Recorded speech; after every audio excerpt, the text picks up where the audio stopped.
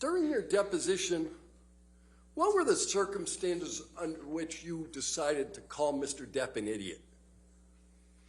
Under somebody call Mr. Depp an idiot? Yeah, you called Mr. Depp an idiot in your deposition. Why okay. So I think it was in the context. I think it was in the. You probably should read the context of it, because I think the context was, and I'm trying to think back. Okay. And what I thought it was related to was if you're coming to some deposition, okay. And again, I'm thinking back. So you have it in front of you. I don't. So I'm thinking back where he's coming in from Europe for a deposition, video deposition that he gave, and he took an overnight the night before. And what I think I said was that if you're going to do a major thing to a trial that you're involved with, I think you'd be an idiot to come in the night before. All right. So I didn't call Mr. Depp an idiot. I certainly called that planning an idiot. I didn't call him an idiot. So the words "so I mean he's an idiot" are mistranscribed? No, I'm sure. Again, if I said it in that, if you're just reading one line, one snippet, I'm sure it was in the context I just said. But again, you have it in front of you. I don't. Yeah. Is idiot a professional opinion? I wasn't rendering professional opinion. Yeah. No. Is it a psychiatric opinion? And that follows the Goldwater rule. How does it follow the? Oh, you just said that I'm not rendering a professional opinion. I just said idiot. That's not a. Right. So idiot is not a professional opinion. Mm-hmm. Is it your practice to describe people as idiots? My practice to describe people. In my practice? No, I don't describe people my clinical cases as idiots or patients as idiots or victims as idiots. No, sir. But you sat for a deposition in this case and described the plaintiff as an idiot, correct? You gave me 9 hours of deposition, and if I said the word idiot, it was an idiot in planning. It wasn't making him an idiot. I don't know Mr. Depp's IQ. I don't know his overall functioning. So therefore, if I said it, it was an idiot in planning, which is what I meant to come across as. All right. So you did say you don't know his overall functioning, but you made some testimony today as to some evaluations you made relative to his functioning. You would agree with me that it's probably a good idea to think about the questions that are asked you in a court proceeding before answering them. Am I allowed to answer that question? Yes. Okay. So what I meant by function, what I said by function, I believe that his agent reported how late he was showing up to every movie while the cast is waiting for him. I believe that would be an impairment. If I showed up late for that, I would not be here right now, would not have a job. Okay? I believe the thing was in terms of balking out of treatment for substance rehab that his doctor is prescribing for him. So if you're asking me if that's an impairment of functioning, I would say I'm very much substantiated in that. I'm trying to understand how you got to this notion of cognitive decline. And I thought it was based at least in part on the manner in which he testified. I'm sorry, what? On the manner in which he testified. On the manner, I'm sorry, I'm not being difficult. I can't hear, I'm sorry. On what? I was asking you about the cognitive decline Yes. testimony that you made. Yes. And it was my understanding that at least a portion of that testimony that you rendered was that you derived some evidence of cognitive decline from the way Mr. Depp testified. Yes. Okay. And that's what I said, yes. Right. And so all I'm asking you is, don't you think it's a good idea when you're in the middle of a court proceeding to answer questions carefully?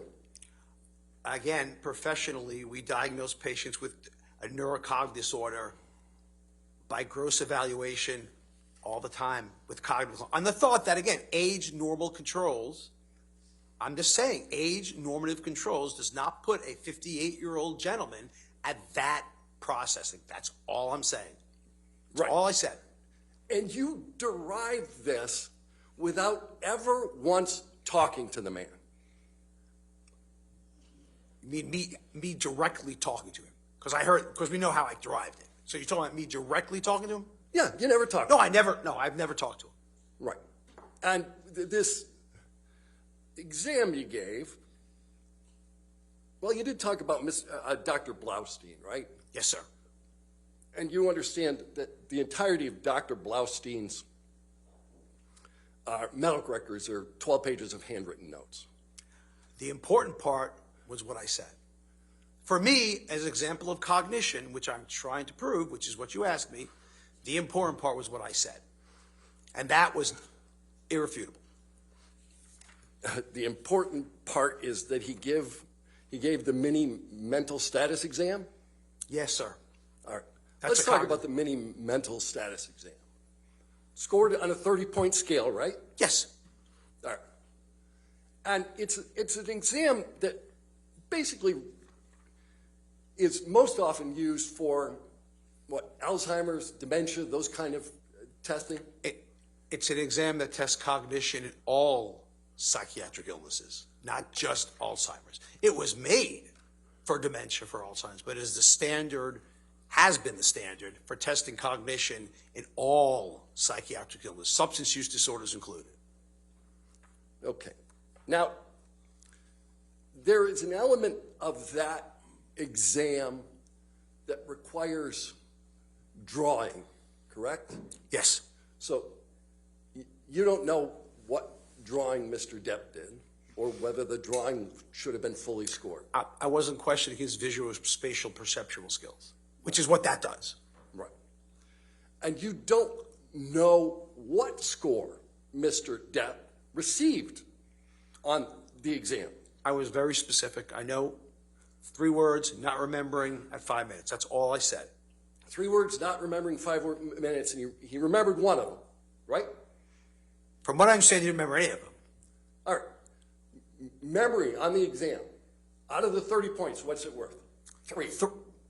3, right? Memory is 3 out of the 30. Yeah, memory's 3. Okay. But again, the memory section in and of itself tests memory. That's the only question that tests memory, only section that actually tests memory. So the memory section tests memory. It's the only section you're testified about. And for all you know, that with respect to the exam that you're relying on, Mr. Depp scored 27 out of 30. And that would be telling, though, cognitive, if you score 27 out of 30 and you miss 3 points on memory. That would be very telling. You don't know if Mr. Depp had been up all night the night before. Again, you wouldn't expect to not recall any words at 3 minutes unless there's a cognitive issue. You don't know if Mr. Depp was high.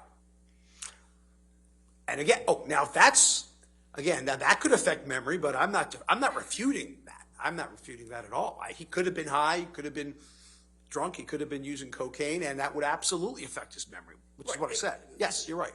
So ultimately, you have no idea what state Mr. Depp was in at the time he took the exam that you're relying on.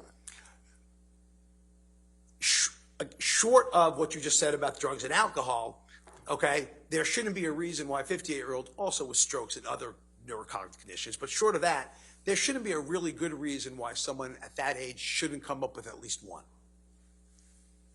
But an answer, But wait a minute, you started that question with short of drugs and alcohol and spent 35 minutes talking about his use of drugs and alcohol. Isn't that right? oh, I'm agreeing. I thought I agreed with you. I think I agreed. I said that drugs and alcohol can absolutely affect cognition. I'm not sure. I agree, but I'm not sure if that's a problem. I agree with you on that. All right. So you don't know, one way or the other, how he scored